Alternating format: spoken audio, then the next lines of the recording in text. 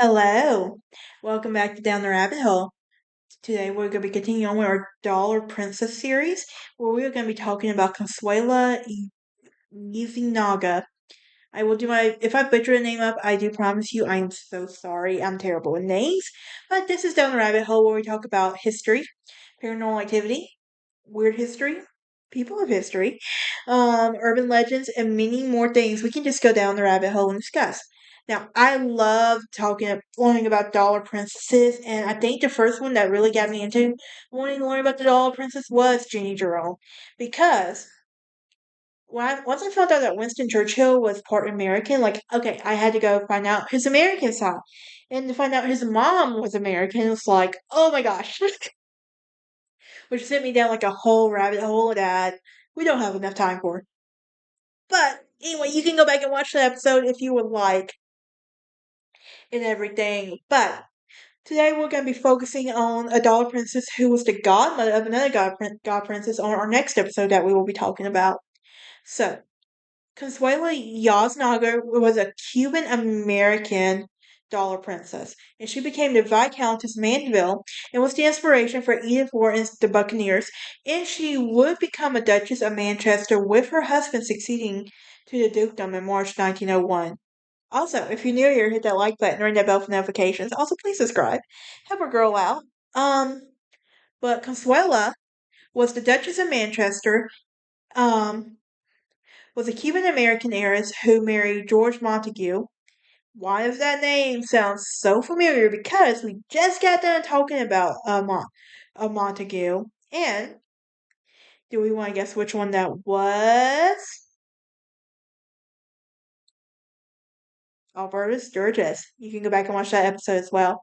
But and he will become Viscount Mandeville in 1876, and she will become the Duchess of Manchester with her husband succeeding to the dukedom.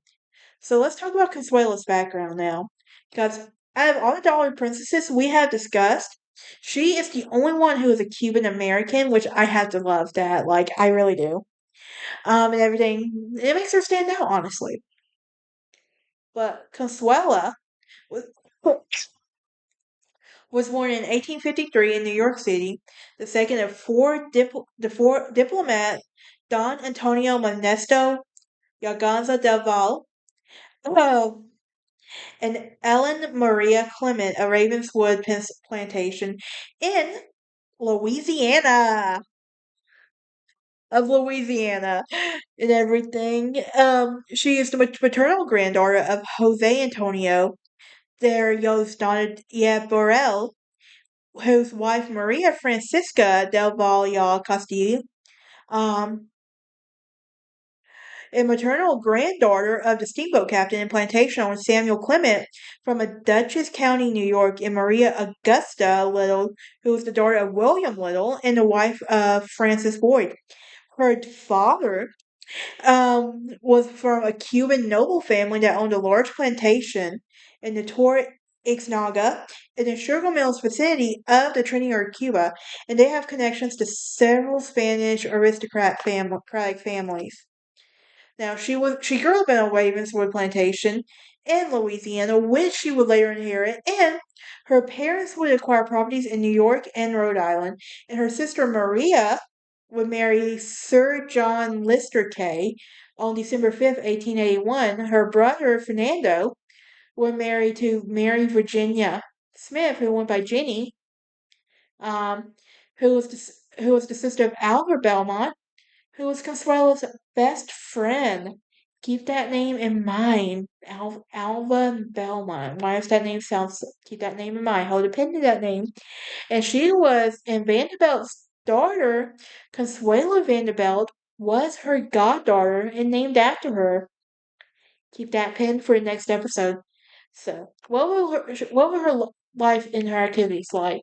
Well, in her teenage years, she would become known on New York's social scene as the one of the group known as the Buccaneers, and she was known for her beauty as were her sisters. And the Duchess was celebrated as a society figure in the intimate subject of